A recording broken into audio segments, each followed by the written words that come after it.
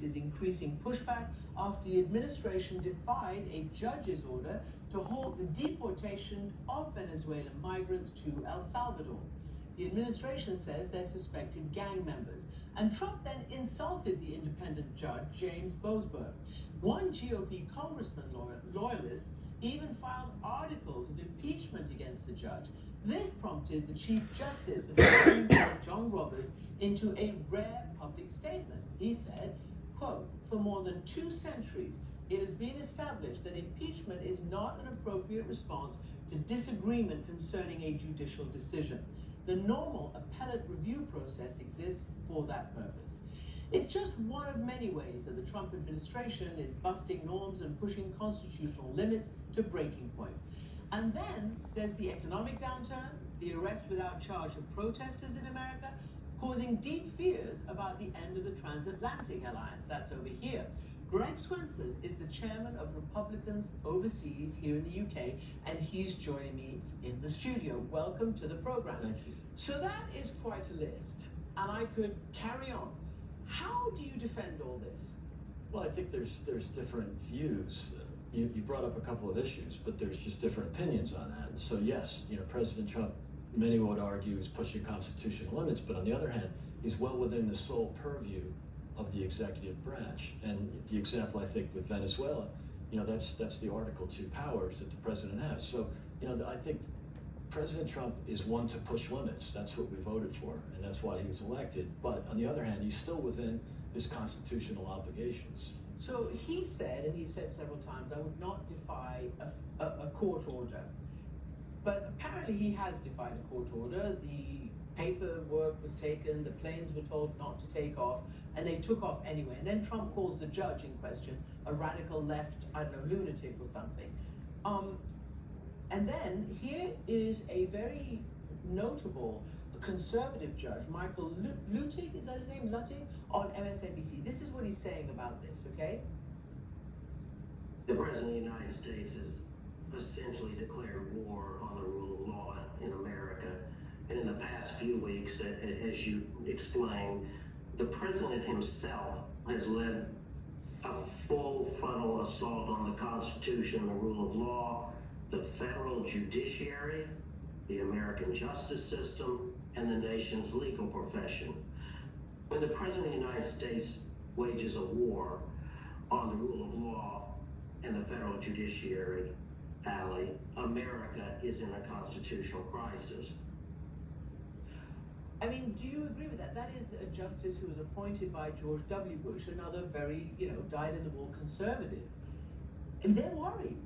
Yeah, I think look, I didn't see the same complaints from those people when President Biden was, I hate to be whataboutism, but I mean... I'm not sure that he violated the Constitution. Well, he did. And defied a judge. He did, yes. When the Supreme Court, in fact, ruled against the student loan, the so-called student loan relief, which wasn't really relief, it was taxpayer funding student loan relief, and he actually bragged about it when he defied that. And I'm going to have to get some information on that. But let's leave Biden alone. Let's ask you whether, if you disapproved of that, do you disapprove of this? I think there was a little gray here when apparently, maybe I'm wrong here, but the planes had already left. Yes. And so that's what I was told. The planes had left, so they didn't turn around midair. But I think President Trump is consistent. They were told to. Yeah, and I think that's, this decision was made by the president under Article 2 powers. And so I don't think anyone voted for, the judiciary to be supreme. It's the balance of power. And I do think that a constitutionalist court is going to make decisions that are supportive of the, originalist arguments. Okay, but in the originalist arguments, the president the executive branch has clear powers. Yeah, but this is the point right now, right? Yeah. So, yes, I mean, the Constitution, I think, gives co-equal power to the 3 branches of government. So the executive, the legislative, and the judiciary. Right. And right now, the executive is perceived and is trampling over the other 2, Congress and the judiciary. So again, when you sit overseas and your friends must be asking you what's going on, and in a minute I'm going to wave the newspaper because it's full of doom and gloom about his economic ideas, and you're a businessman. Yeah. But okay, let's put it this way: you're here in England, right? There's a king here, King Charles, who Trump likes. Yeah. It's a constitutional monarchy, Right. but Trump. And this is important to say because it goes to his character, even referred to himself as royalty recently. As you know, he moved to kill congestion pricing in New York City, and he wrote, "Long live the king." So again, this is who he is, and his loyalists are not stopping him, and they're saying that he has untrammeled power, unrestrained power, because he's the executive and he's the president, and that's a test right now. Yeah, only for issues that are in the executive branch. He's not stepping on the Congress's toes. Yeah, there are some things where he'll have to He go to is Congress. USAID. He's stepping on the toes of those whose job it is to approve funding. It's But called it was- congressionally approved. It started in the executive branch with John F. Kennedy, and it sits in the executive branch, so he has that right. And if Congress chooses otherwise, they can opine on it. But he's not making laws. He's Well, there to execute the laws. Okay, again, Yeah. a judge today said that it might be unconstitutional what Musk and Trump have done over USAID. This is the Washington Post. President Trump asserts that he can withhold money that Congress has allocated to deport migrants without going through immigration courts, fire federal workers, and tell the Justice Department not to enforce laws that Congress has passed. And if judges rule against him, he says they should be impeached. He and his allies justify much of this by saying the Constitution grants the president broad authority to do it. But this is going to be adjudicated, I assume, when a big case comes to the Supreme Court. And I Do think, you think it's correct that the executive should have unlimited power? of course not, but only power within what's granted in the Constitution. And so, in this case, I think what John Roberts is saying is, let's go through the appellate So do process. you agree with John Roberts? Well, he's got a point and unfortunately, that's going to Supreme cost. Justice. He's the main But I mean, Chief Justice. It was, I He's believe, got more than a point. I believe it was 6-4. I know both he and Amy Coney Barrett, Yeah. ECB, Amy Coney Barrett, Yeah. ruled with the liberals on that. So look, that's what happens in courts, and this is not a consistently 6-3 conservative court, and that's a good argument for how balanced they are. They're originalists, not pure conservatives. What do you make of people voting with their presence at town halls, of markets voting with the stock market, reacting very badly to its economy, but people are showing up, as you know, in town halls, challenging their Republican Congress people. Here is this, and there's also a soundbite. We have one man in North Carolina here. Yes or no? Do you support Trump on annexing Canada or Greenland? And do you like the way he treats the premier or the president of Canada, calling him governor? Is that the way the United States should act to our closest neighbors? Do you enjoy the way he's tried to extort minerals from the Ukraine? Do you like bullying people that need your help? This is going on all over.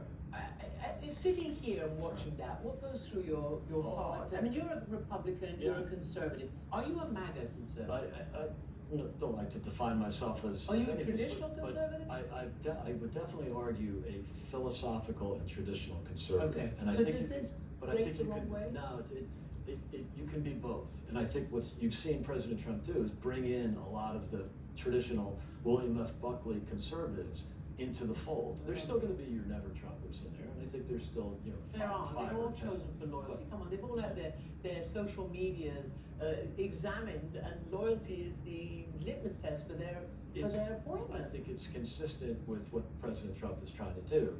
In his first term, there were many people in the White House, in the administration, that were not loyal, and that in many ways were working against him. Well, And so some would argue on the right that, the adults were in the room. He had people that will counter, and control what he's trying to do. And that's really not what you vote for. You vote for the executive. You want the executive to appoint people who support his issues. And if they don't like it, they can resign. Very much like the system here in the UK. encourages people to do. So I think it's great. And if people want to express their opposition to what's happening, good for them. And Okay, you see that in both, with both parties. Okay, so you think it's great. You don't see this level of chaos and erratic behavior, and you don't see that with both parties. It's because it's not a revolution; it's a counter-revolution. I think with what happened in the Biden years was so much of it was so outrageous. It needs a disruptor. It needs someone who's provocative and isn't going to necessarily stay within the traditional lanes. But as long as it's constitutional, then all good. Again, we're arguing about whether it's busting the Constitution and what will be the Supreme Court decision eventually if a case gets to the Supreme Court. But, you're a businessman. Yeah. I just have one newspaper, but this is two sides, left and right, with stories of economic woes. So, just to quote, before the inauguration was Davos. I don't know, you may have been there. Were you there? No. Okay. Follow. Totally bullish on America. All these Americans and others saying, it's going to be great, deregulation, we can invest, business, blah, blah, blah, blah, blah. Now, they are just turning in circles because they see erratic decisions on the economy, trade, wars, tariffs, yes, no, etc. They see a bit of chaos. They don't know what the plan is and what the reasons are. And they see visibly the stock market going down as opposed to up, while Europe and Asia is going up. Yeah, the markets it's very clear. Markets don't like uncertainty. Yeah. And President Trump defines uncertainty. Today, one day it's 25%, the next day it's 50%. He uses tariffs in many ways as a negotiating tool, and that's unsettling. I know, but that's what people said at the beginning. Now he's using tariffs as tariffs and as a trade war. And I think there's a few things to keep in mind. That was 1.0. One is that the sustaining trade deficits for the United States is unsustainable right now. So right now, for generations, we've had massive trade deficits with our trading partners. And it's because Americans are typically richer and we can buy more things than our trading partners can buy. However, that's always been funded by the capital markets. We have the biggest bond market in the world. We have the biggest capital markets in the world. It seemed easy. You just borrowed money to fund the trade deficit. So we buy more stuff. We ended up borrowing to sustain that. We have now 36 trillion in debt. 11 trillion of that is new from the last administration, and interest rates are twice what they were when Trump was last president. And so this just sustaining the interest payments on that is $1 trillion a year. It's so much higher than it's ever been. So we just can't continue to blindly fund trade deficits. That's just one of the economic realities. Yeah. And I think that has a lot to do with the economy right now. There are headwinds to this economy, not because of the president, but because of the debt, because of inflation. So he's inheriting an economy quite different than the 2017 economy. Just going to say that in 2020 during the election, 2024, the Economist wrote, the US economy is the envy of the world. It was doing just fine. I know the price of eggs and gasoline for voters and the cost of living was as an issue, but these people are now worried. So my question is, how do tariffs are inflation, tariffs are a tax on the consumer, and on April 2nd, there's going to be a whole other slew of tariffs. Trump himself is saying, I can't rule out a recession, and they're trying to say that might be a good thing for our end game. So it's completely turned the campaign rhetoric on its head. Yeah, well, he's also realistic. He understands that there are headwinds on the economy. It's self-inflicted. No, it's been described as self-inflicted. Yes, and that I disagree with, because what you had in the fall after the election was just real optimism, and I still think much of it is there, but it was almost blind, because the economic growth in the last few years was the envy of the world. We had growth, and the rest of the world didn't necessarily have the same growth, with very few exceptions. However, that was funded by borrowing. It was government stimulus. So as a conservative, I like the private sector to generate growth. I like to lower taxes and deregulate, let the private sector allocate capital. Typically, they're much better at it than the public sector. However, for 4 years, we've had unbelievable borrowing and spending. That stimulus, of course, generates growth, but we stimulated the economy with 8 trillion and we got 6 trillion of growth. That's not sustainable. That's almost a waste of money. There was none of that Keynesian multiplier effect. It was actually negative. So that's what we're coming up against, where we've enjoyed growth, but the problem is the growth is all driven like government spending. 63% of the jobs created in the Biden years were government and healthcare, which is basically government. So you are a businessman. Yes. All of this, you must have business people who you either have dinner with or you're having Yeah. meetings with, and they're saying, we're holding our fire, we're not investing in the United States. Right now. No, I've found it to I mean, be that's the opposite. what I mean, you've people got are $1 saying. trillion coming from the Saudis into the U.S. markets, not just the public markets. That's more in the private capital markets, and it's again where you have to. Politicians are funny. When the market goes up, they say it's because of them. When markets go down, they say it's because of someone else. But there is some merit to the argument right now that there will be pain in the public markets because they were so expensive. I mean, we've had a great stock market for years, and And how is it that Trump spent his whole first term using the stock market as a metric for his economic success, and now he's saying no? Well, I think the difference is the stock market in his first term was driven by Main Street. You had 6.8% wage growth in 2019. All of the minority groups, the different demographics, the identity groups that the Democrats are so reliant on in many ways, did better in the Trump years, much better than the Biden years of 2009 to 17. And so Main Street was driving that. It's not always just Main Street. It's cheap interest, low interest rates, cheap money, speculation. But generally speaking, ultimately it follows Main Street. What's happening now is markets don't like the volatility, or more importantly, the uncertainty. And then you're going to see Main Street. It might take some time, but you'll see Main Street. Can I ask you, I mean, I'm assuming you are a defender of democracy. What do you think of people like authoritarian leaders around the world, or Europe, just Europe, Orban, Vucic in Serbia? Sure. They're using the Musk slashing and killing USAID, including programs that help civil society and democracy. They're using it, they're basically saying, well, if the most powerful country, the biggest democracy in the world can do it, we can do it. Right. There are massive protests going on over corruption right now in Serbia. And the Serbian authorities are harassing these NGOs. Right.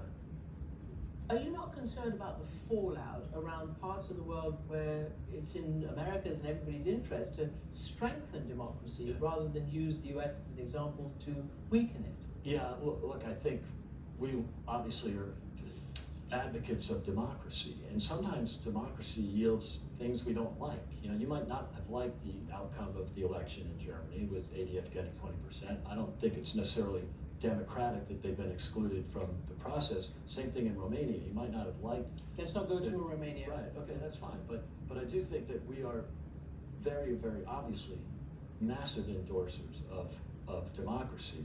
Right. But unfortunately, if there's some autocrats like in China, like in Russia, it's just realpolitik. We have to deal with them. Greg Swenson, Republicans Abroad, thank you very much Thank you for very being with much. us.